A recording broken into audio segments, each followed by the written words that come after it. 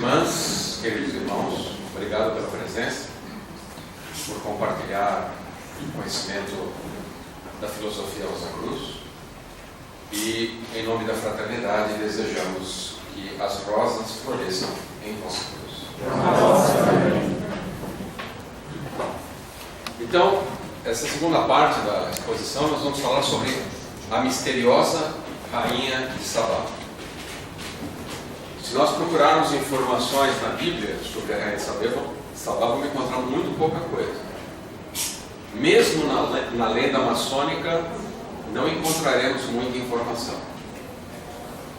Mas, quem tiver a oportunidade de ler o livro Maçonaria e Catolicismo, vai obter informações valiosíssimas, o essencial do seu significado, que nós vamos tentar abordar nesse momento.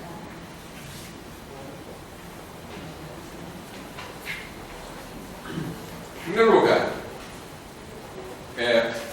existe uma maneira de interpretar as coisas um pouco infantil, que é a maneira literal, ou seja, do jeito que está escrito. Existe uma maneira um pouquinho mais avançada intelectualmente, que é a interpretação simbólica. E existe uma interpretação mais avançada ainda, que é a espiritual, que você atinge, você alcança depois de muito sangue e muito suor e muita lágrima, ou seja, depois de muito esforço. Planetariamente, a interpretação literal ela é lunar. A interpretação simbólica já é Mercúrio e Júpiter. E a interpretação espiritual já é Netuno. Então nós temos que caminhar até chegar a esse grau de compreensão das coisas dentro do domínio de Netuno. As narrativas míticas, não importa a origem, estão recheadas de proezas através dos seus heróis e de tragédias, traições, morte, frustração, sofrimento. Não existe qualquer lenda.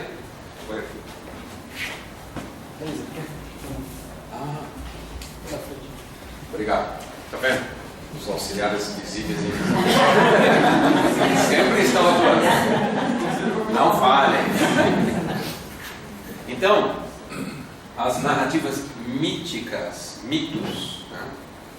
Elas falam de uma linguagem arquetípica, arcaica, que atinge os centros vibratórios da nossa alma. Então, quando nós começamos a estudar seriamente o nosso desenvolvimento espiritual, nós temos que dedicar um tempo do nosso estudo à mitologia, seja ela nórdica, grega, latina, tupi-guarani, todas são maravilhosas.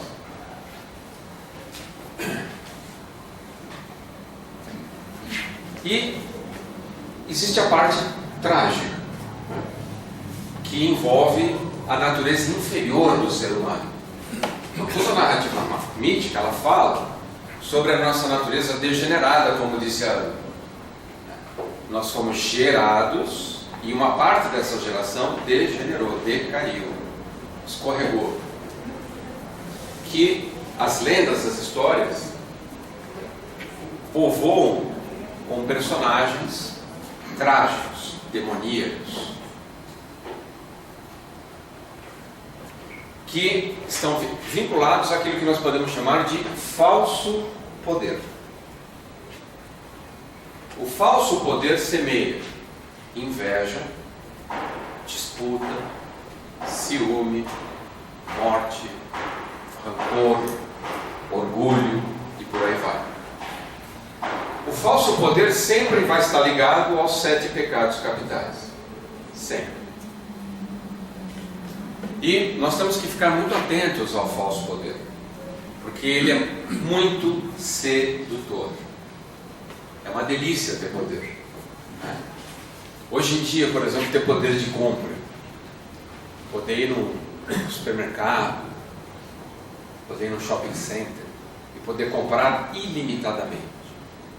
Que delícia! Mas isso é um exemplo de falso poder. E vai ter um preço caro lá na frente, que não é só o boleto do cartão de crédito.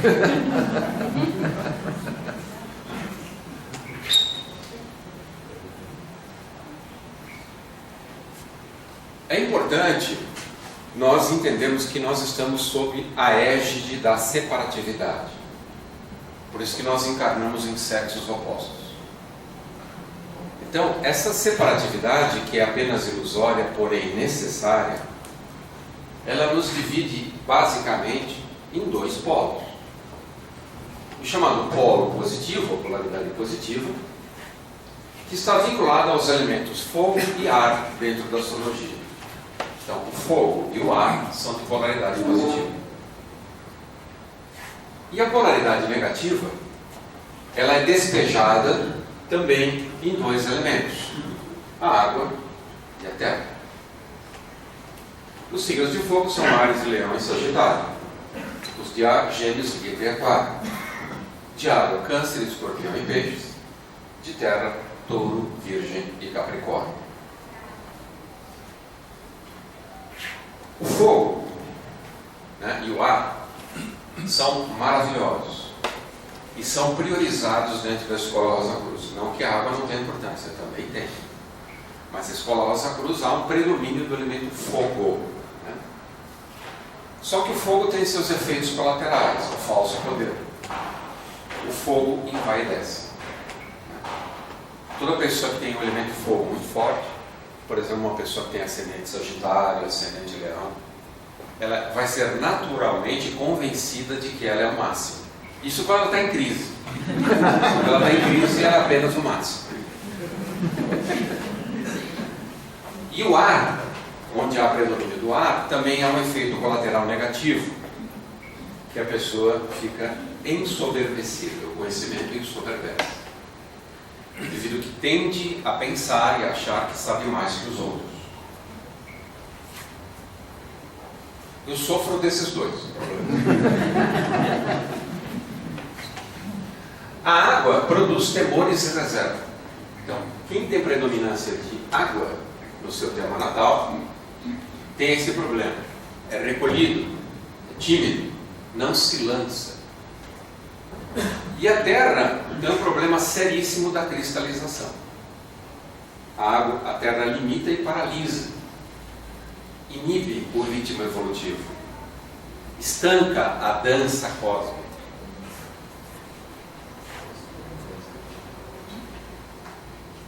Lenda maçônica, que é o tema da palestra no geral, sendo que a parte que nos cabe nesse momento é a Rainha de Sabá. Na lenda maçônica, como já foi apontado, nós temos dois ícones, dois pilares. Um deles é Irã-Mif, que representa o princípio masculino. Representa, lembra? Símbolo. O princípio masculino tem natureza solar, ele é emissor de vida e representa principalmente poder e vontade. Tudo que está ligado à questão solar é muito importante e tem íntima ligação com a nossa parte espiritual. Vamos lembrar que a vontade é um atributo do espírito. A vontade não está em nenhum veículo e também não está na alma. A vontade está no espírito. Por isso que quando nós analisamos um tema natal, é impossível falar sobre a vontade da pessoa. Falar sobre a vontade é falar sobre o espírito, que é invisível. Então, a vontade é um poder invisível.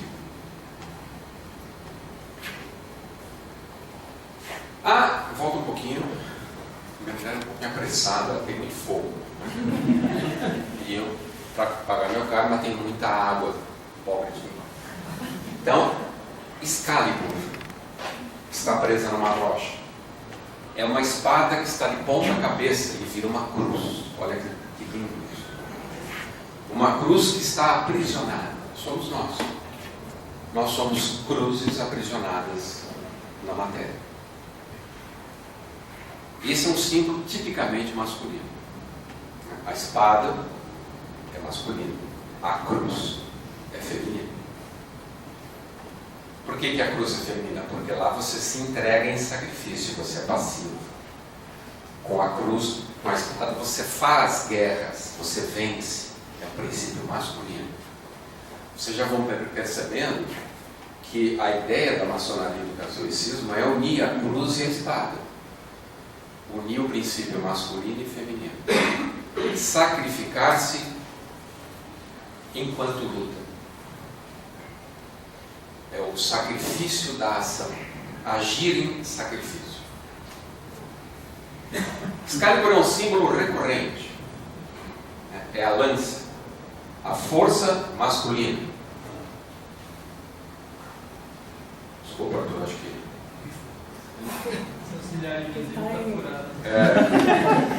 Porque você pegou a luz, mas tem um que é vermelhinho. Nós não estamos falando sobre a luz, não? Tem um que é vermelhinho, vamos ver. Esse.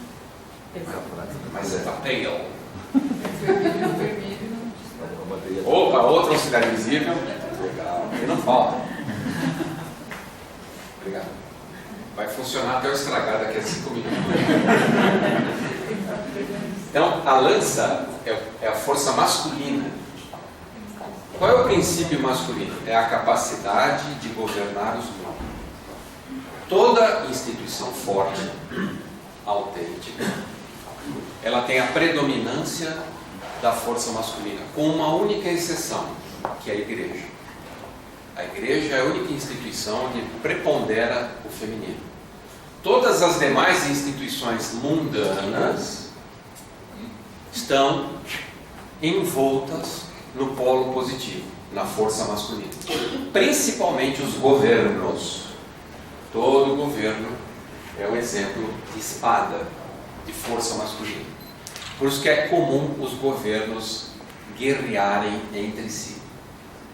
Porque a força da espada os domina. Ok? Vamos falar agora sobre o polo oposto. Falamos sobre o polo positivo, Irabife. Em contrapartida, existe o polo feminino, que tem natureza lunar. Ele é obediente. É Salomão. Ele é duas coisas: o guardião do templo, aquele templo que foi mostrado aqui no começo, o templo de Salomão, foi feito com engenharia espiritual. Jeová é que o arquiteto que entregou a planta do templo a Salomão, mas também, como foi dito, Salomão obedeceu Jeová, mas não era capaz de construir o templo. Então contratou a força solar para erigi-lo. Salomão não realizaria o seu trabalho sem Irã-Abife. Além de ser guardião do templo, ele é guardião da graça Sofia, que é o tema da nossa exposição. A graça Sofia, a graça sabedoria, é o princípio feminino mais elevado possível. Tanto a sabedoria quanto a graça são irmãs. Uma pessoa verdadeiramente sábia, ela muito mais do que conhece. É o seu coração que emana a sabedoria e misericórdia ao mesmo tempo. Um conhecimento que não é misericordioso, ele não é sábio.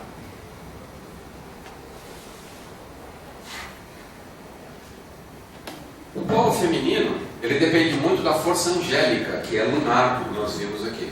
Volta um pouquinho. Os anjos estão sempre anunciando algo. Por isso que normalmente a visão dele é com uma trombeta. O anjo vem para dar uma mensagem. A palavra grega angelos significa isso, mensageiro. As curas e os milagres narrados nos evangelhos, evangelho quer dizer boa nova, exemplificam a graça Sofia em marcha, ela atuando, se manifestando entre nós. Para curar é preciso uma técnica, um conhecimento. Polo positivo, fogo. Mas ela só é conseguida com uma conexão com o divino, com a espiritualidade através do polo negativo.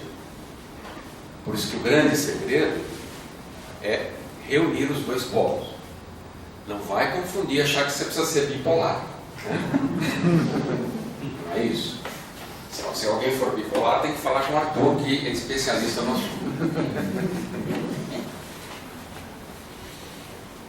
Então, para um pouquinho, essa foco. Essa figura aqui mostra bem a ação dupla da força angélica. Existe uma força angélica conservadora que atua do lado direito do cérebro, ou hemisfério cerebral direito. Essa parte que não foi decaída, não degenerou, ela está ainda sob a influência dos anjos de Jeová. O hemisfério esquerdo do nosso cérebro, regido por Marte, tem ampla influência dos anjos lucíferos, do qual, como já foi dito, Ira Abif é uma grande e soberana expressão. Então nós somos seres cindidos, divididos, né? Os hemisférios ainda não se comunicam, não se conversam, e há um conflito entre eles. O lado esquerdo é técnico, analítico, julga, discrimina, separa. O lado direito unifica, é grandioso, é amplo. Ele é regido por Mercúrio e sua oitava superior, Netuno. Na medida que nós avançamos no caminho espiritual, a ligação entre esses hemisférios se dá. Criamos uma ponte entre eles. Anjos de Jeová e anjos de Lúcifer. Nós não podemos dizer que um é melhor que o outro, um está certo, o outro está errado. É bobagem pensar assim. Eles existem, trabalham junto com a nossa evolução e ambos são igualmente importantes. Ah, mas os anjos de Lúcifer são desobedientes. E nós somos o quê? Obedientes. Então, está tudo certo. No fundo, faz parte do processo evolutivo, faz parte do plano evolutivo. Nós precisamos entender esse plano para acelerar a nossa evolução e não perder tempo.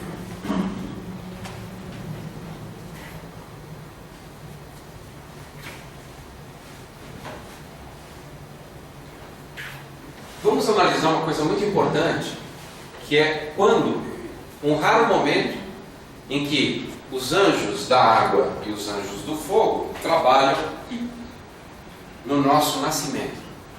Quando começamos a construir um corpo dentro do útero materno, nós temos a colaboração dessas duas hostes de anjos, do fogo e da água.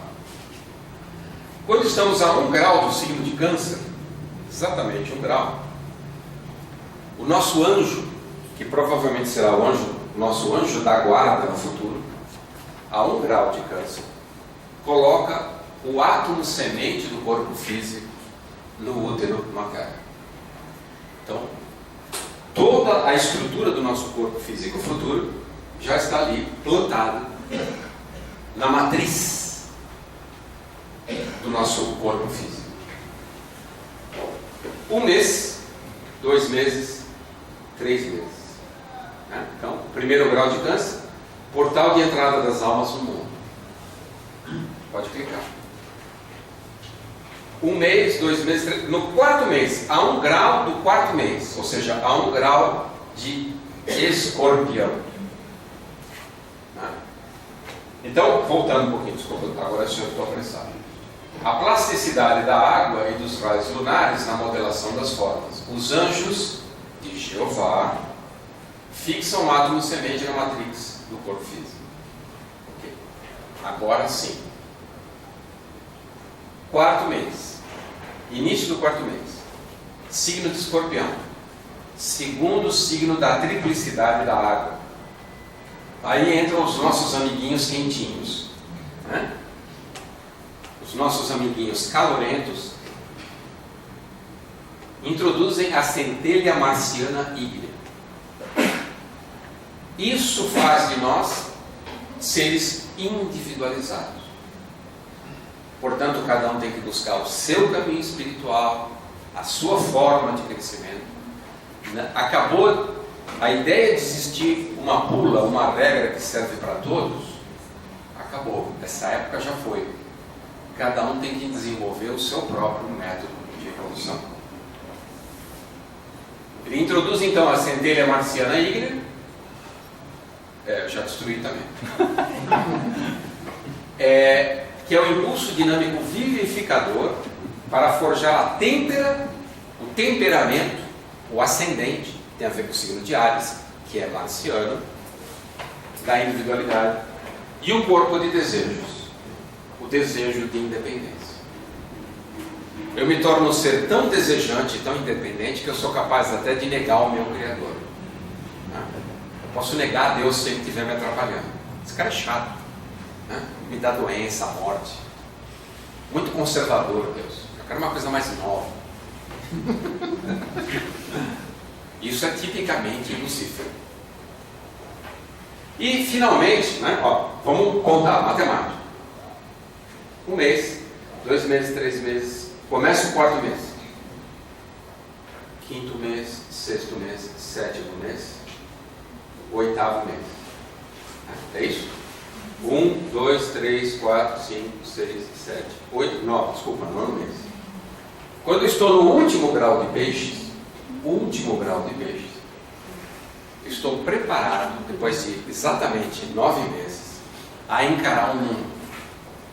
Só que onde eu estou em peixes.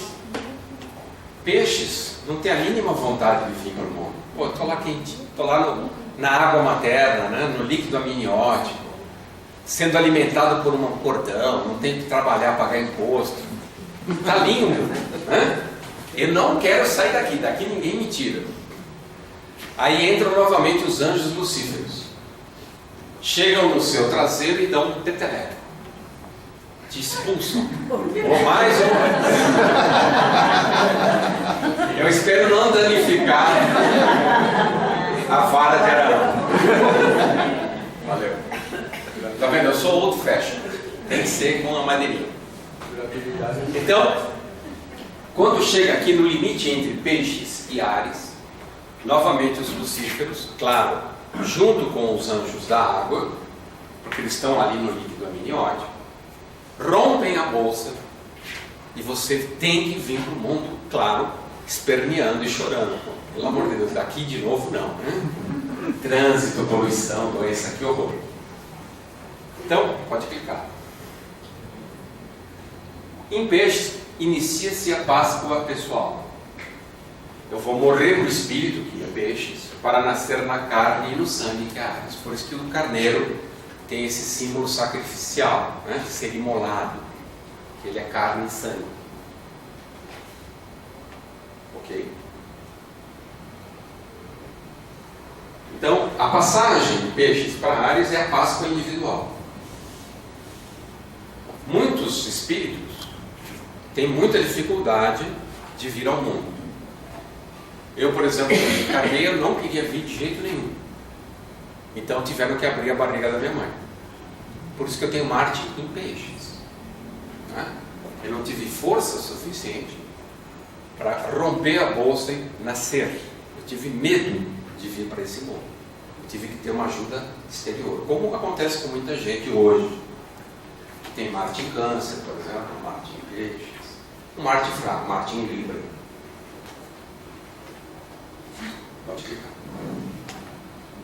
O fogo marciano de Áries, então, expulsa as águas uterinas e rompe a bolsa protetora. Vai e nasce. Para de ficar embaçando aqui dentro. Então, essa passagem da água para o mundo é terrível. É muito sofrimento. Creiam-me, é muito mais difícil do que desencarnar. Desencarnar é um processo muito mais simples e gostoso do que nascer. Nascer é um processo dificílimo. Por isso, uma vez encarnados, nós temos que aproveitar o máximo possível essa encarnação, porque ela é complicada, ela custa caro e dói.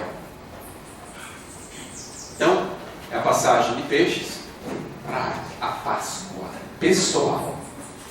É quando a água e o fogo se unem. Todo anjo, então, tem a propriedade de anunciar algo, comunicar algo, mensageiro. Nós falamos sobre o falso poder, o poder degenerado. Vamos falar sobre o verdadeiro poder e entrar no tema da nossa exposição, que é a Rainha de Sabá. Ela representa a culminância do verdadeiro poder. Primeiro, o verdadeiro poder perdoa, cura, vivifica, liberta e inspira. Se eu estou exercendo algum tipo de poder, pode ser em qualquer lugar, até poder espiritual, e não estiver cumprindo essa lista, algo está errado. Eu personifiquei o poder e estou desvirtuando.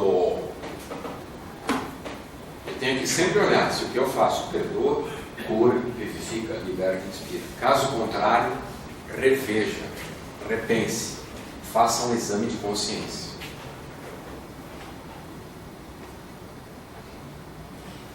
O fogo regenerado é o fogo do amor e do perdão.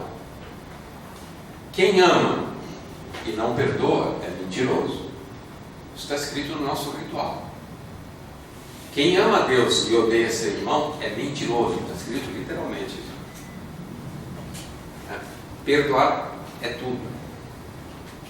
A palavra perdoar é linda e é a mesma em todas as línguas. Significa é algo para dar, sem esperar nada. Perdonar, pardonner, forgive, para dar. O fogo do perdão derrete a geleira da má água, da mágoa, da água parada, da água que apodrece, da água que estraga a alma. É esse fogo que nós temos que buscar. O símbolo do Graal com as asas angelicais e a rosa branca da pureza é maravilhoso. Ele é uma espécie de união de fogo e água. A água é o conteúdo do cálice. O fogo é o poder do cálice curador. A rosa branca é a síntese do fogo e da água. Por isso que está no centro do símbolo rosa branca. Plutão, por sua vez, é a oitava superior de Marte, que é a casa, o lar dos anjos lucíferos. Onde moram os anjos lucíferos? Marte. Se você tem alguma reclamação, escreva para Marte, que eles moram lá. Marte, Plutão. Observe o símbolo de Plutão como lembra um cálice. E como dentro do cálice existe uma hóstia que perdoa os pecados. É incrível esse símbolo.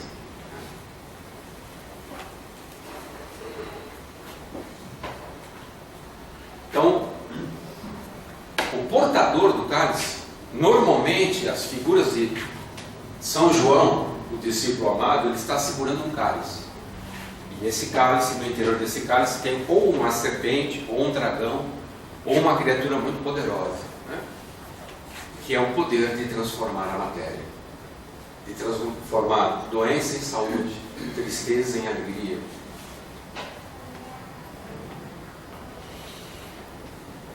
Plutão concentra o poder curador sintetizado no Graal. Quem quiser entender com mais profundidade o Graal, leia Mistério das Grandes Óperas e no terceiro sábado do mês vem assistir os sábados musicais, onde o Alexandre está passando por todas as obras de Richard Wagner. Parsifal é uma delas. Então, Plutão desce. É um fogo que vai esfriando. Plutão é um fogo gelado. Olha que interessante isso. Que símbolo incrível. É um fogo gelado que desce até os infernos. Minha mulher está dormindo. Alguém traz um café. O perdão, eu não dormi quando estava aí, né? O perdão plutoniano desce até os infernos para suplicar aos céus. Isso que é importante. Ficar de joelho. O joelho é regido por Saturno. Saturno tem a ver com humildade. Ficar de joelho lá no fogo gelado e olhar para os céus é um símbolo maravilhoso de verdadeiro perdão.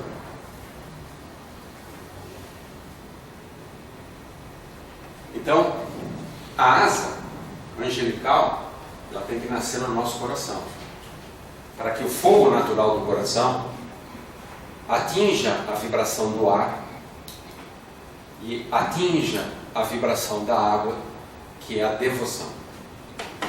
É o fogo que vai se elevando até os céus. É impulso natural do fogo ir para o céu. Ele vai naturalmente, porque ele é ambicioso, ele quer tudo, ele quer salvação, ele quer poder. O fogo é um elemento maravilhoso. Ele cauteriza, ele purifica, ele expulsa aquilo que não presta. O exemplo disso é a febre. A febre é um fogo interior que está tentando expulsar o que não presta no corpo.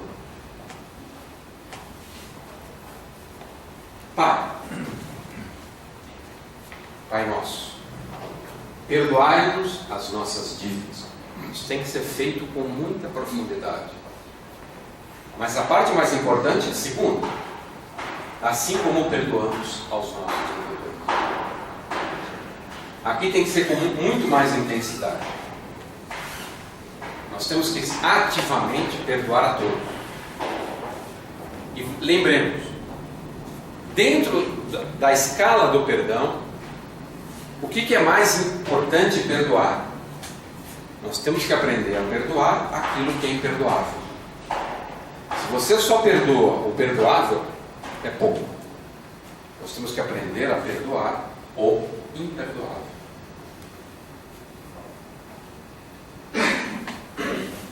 O fogo é um elemento também ligado à consciência. O fogo da consciência purifica o caráter e reanima os valores morais. Esse é o bom fogo, não é o fogo que quer poder, é o fogo que quer luz. Música, né? A melodia. A melodia tem a ver com o Pai e, portanto, com a cor azul. A melodia do bem ressoa nos ouvidos daqueles que sinceramente dedicam-se à regeneração do caráter. Sinceramente. Regeneração. É a única forma de combater a degeneração. Lu.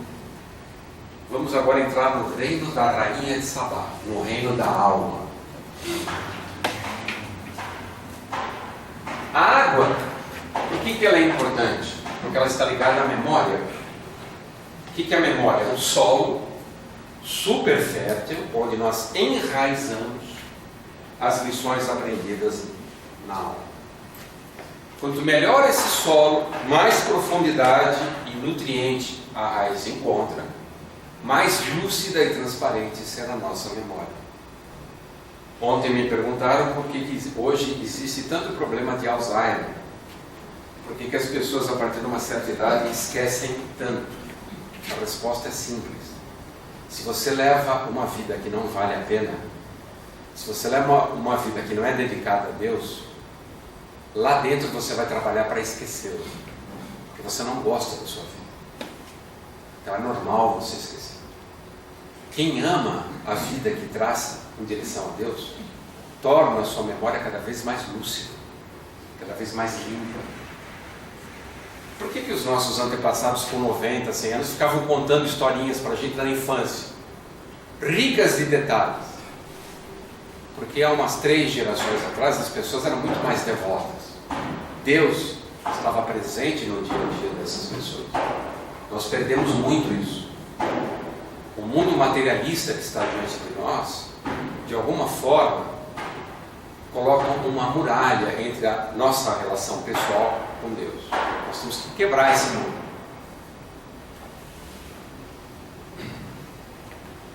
A água é esse olho vítreo, né, que olha para cima e sente aquela saudade imensa, aquela nostalgia do lar original.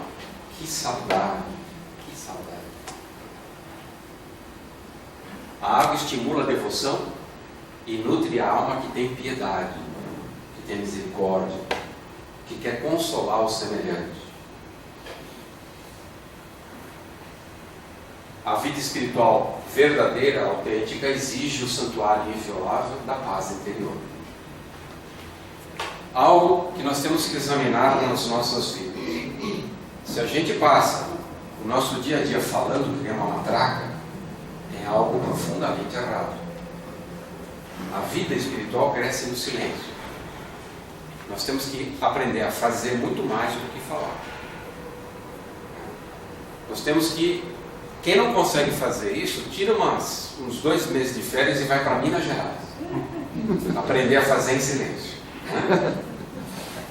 A paz interior é importantíssima. Não é à toa que ela chama Minas Gerais. A gente fala brincando, mas é sério. A paz interior, ela se dá no espaço espiritual que é a solidão. A solidão da leitura, da meditação, da oração. Nós temos que cultivar e retomar esses espaços que foram sendo perdidos nas últimas décadas. Então é isso. Nós sabíamos fazer isso. Ficar quietinho, na paz, dormindão. Né? Que delícia, né? Silêncio dos lábios, silêncio do coração. O coração está em paz. Silêncio da alma. Não existe nada perturbando, não existe nenhum movimento agitado aqui dentro. É uma água tranquila. De silêncio em silêncio, nos aproximamos do silêncio infinito da presença.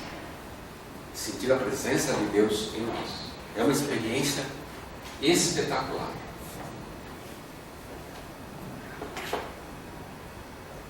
Novamente a cruz.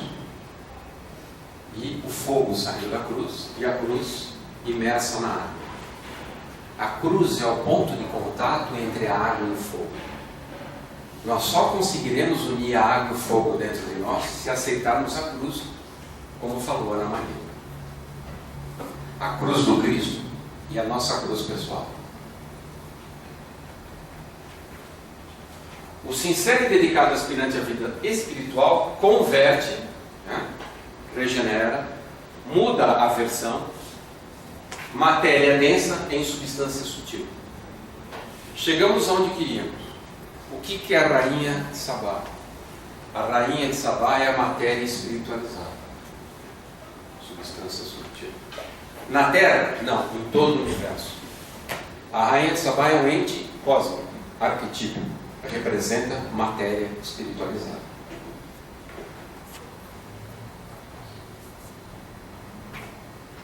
Não sei se vocês estão enxergando bem, porque está muita claridade, mas aqui tem um corpo humano, aqui a água e aqui o fogo. Nós temos que fundir esses elementos na nossa coluna vertebral, no centro do nosso ser. Através de 3 líquidos que ganham luz e calor. A lágrima é salina, tem muito sal, elemento lunar. A lágrima é vertida quando nós praticamos a compaixão. O suor, quando nós transformamos a compaixão em trabalho para minimizar, para mitigar a dor do mundo. O suor tem muito mais calor do que a lágrima. A lágrima é mais fria. Aqui já uma grande dose do elemento fogo. Quando nós subimos um pouco mais e vamos para o sangue, é uma água ígnea. No sangue, o fogo e a água se encontram. Por isso que quem deseja realmente se espiritualizar deve começar pelo sangue. Mas como começar pelo sangue? Na literatura Rosa Cruz você começa com o corpo etérico, porque corpo etérico e sangue são praticamente sinônimos. O sangue é uma expressão do corpo etérico.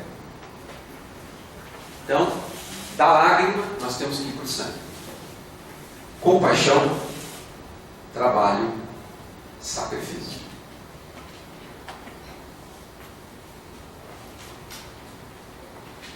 Em outras palavras, nós temos que sair do materialismo e ir em direção às regiões sutis, a rainha de Sabá. Caminho ascensional. Nós temos que transformar o elemento terra e o elemento água, sutilizá-los até encontrarem o elemento fogo e o elemento ar.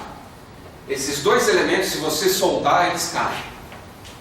Eles são submissos à gravidade. Eles não têm força para subir. Os únicos elementos que podem subir, principalmente o fogo e também o ar, quando ele se expande. Então nós temos que transformar a terra e a água em substância sutil para efetuar o matrimônio com o fogo e com o ar. Não é fácil. Nós vivemos num mundo extremamente materialista e voltado para o prazer. Hoje as pessoas vivem para ter prazer. Ganhar bem, ter um bom emprego é para ter prazer. Sempre. Nós criamos várias regiões de conforto. A nossa casa, nosso trabalho, as nossas relações, o clube, as viagens, os amigos. Nada disso tem importância verdadeira para o caminho espiritual. Nós temos que transformar o prazer em alegria, a alegria em felicidade e a felicidade em beatitude. O que é a beatitude? É ser feliz por fazer a vontade de Deus. O que é o prazer? É ser feliz por fazer a minha vontade. Que delícia! Estou comendo que nem um lobo. Estou gastando que nem um debilóide. Sou feliz. O prazer, vibração inferior, dá o materialismo e o emocionalismo. Pessoal, a nossa parte mística e espiritual não tem nada a ver com o emocionalismo. Chorar por qualquer coisa não é espiritualidade. Chorar por qualquer coisa é flacidez da alma, é falta de caráter. Lamento dizer isso. Chorar por qualquer coisa é distúrbio emocional. Tem a ver com materialismo. A terra e a água caem. Nós temos que transformar isso em fogo e água, ou seja, idealismo e altruísmo. Qual é o ideal do aspirante Rosa Cruz? Cristo. Ele tem que responder isso sem vacilar. Meu ideal é Cristo.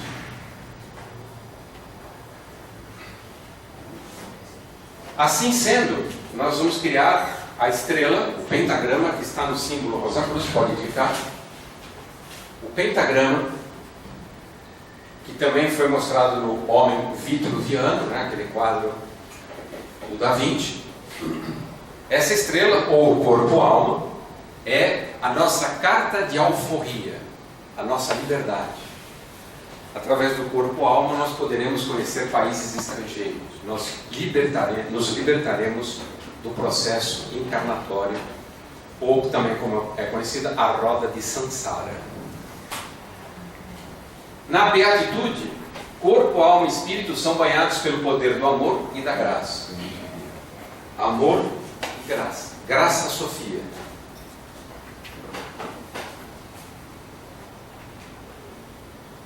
Na beatitude, a vida é consagrada a Deus. A alma regozija-se com o privilégio de poder colaborar com o trabalho das hierarquias zodiacais. Eu sou um servo das forças celestes.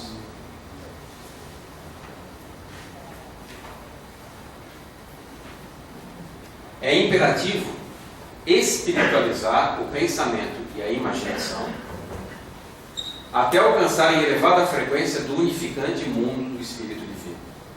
O que é o unificante mundo do Espírito de Vida? É onde Cristo tem a sua consciência de vigília. Através desse mundo, Cristo trabalha sobre todos os corpos celestes do nosso sistema solar, junto com o Pai. Eu e o Pai somos um.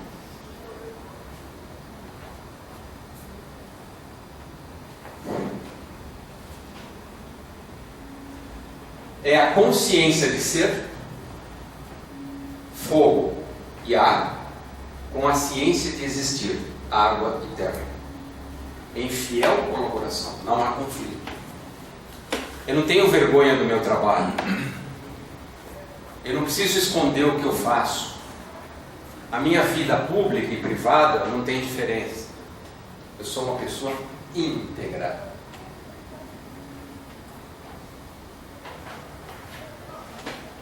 O ideal feminino, a rosa, a Virgem Imaculada, a Rainha. O ideal Rosa Cruz. O homem crucificado no seio da Virgem Rainha responsabiliza-se pelas dores do mundo. A Fraternidade Rosa Cruz vive para a cura. Existe um ritual semanal dedicado à cura. Existe um serviço exclusivamente dedicado à cura. Pregar o Evangelho e curar os enfermos é levado muito a sério aqui dentro. A água da misericórdia encontra o fogo regenerador sempre no coração. O coração é o ponto de convergência de tudo. O coração do homem crucificado bate em uníssono, mesmo som, com o coração de toda a humanidade. Se existe um irmão sofrendo aqui na Terra, no Paquistão, na Coreia, na África, não importa onde, no Brasil, na Bolívia, eu estou incomodado. O sofrimento do mundo também me toca. Eu não sou indiferente mais ao que acontece no meu planeta, porque de fato todos são meus irmãos.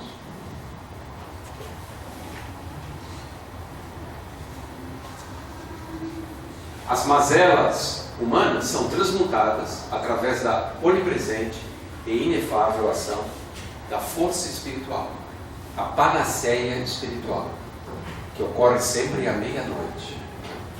Os irmãos maiores à meia-noite produzem a panaceia espiritual, graças ao trabalho conjunto de todos os irmãos da Fraternidade Rosa Cruz. A Rainha de Sabá.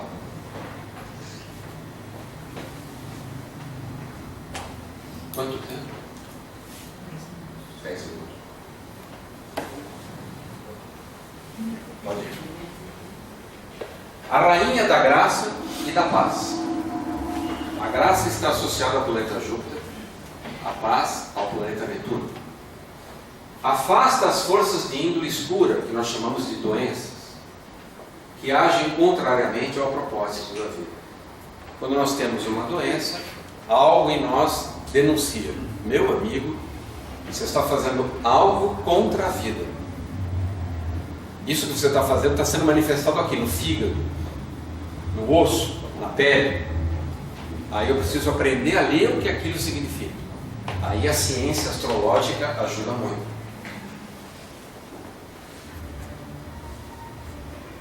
A Rainha de Sabá, a rosa branca. A pureza é mãe de todo bem espiritual. Somente os puros verão a Deus. Então, a cruz é o ponto de encontro entre a terra e a água, o fogo e o ar. Isso é lindamente mostrado na ópera Parsifal. Quem não viu, não vai para o céu. Eu não recomendo, pelo menos. O ideal da Virgem Rainha implica em promover e suprir a vida em nome de Deus. Veja, em nome de Deus. Tudo que eu faço, que eu não faço em nome de Deus, eu tenho que me preocupar. Porque Ele é o dono do pedaço. Eu não posso usurpar o que é dele.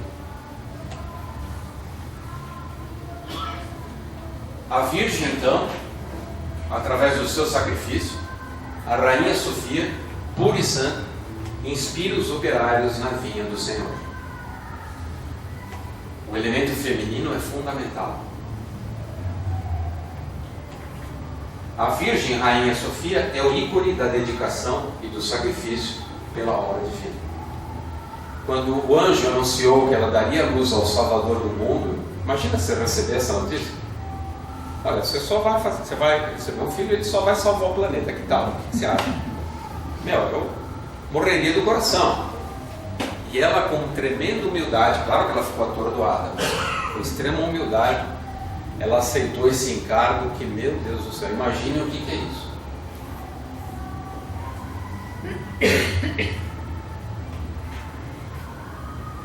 A rainha é serva de toda a criação, sem exceção, sem privilégio, sem melhor ou pior. Todos merecem o nosso auxílio.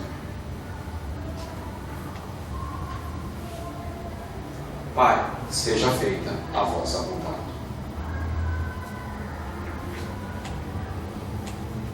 Os pés e as mãos e a cabeça.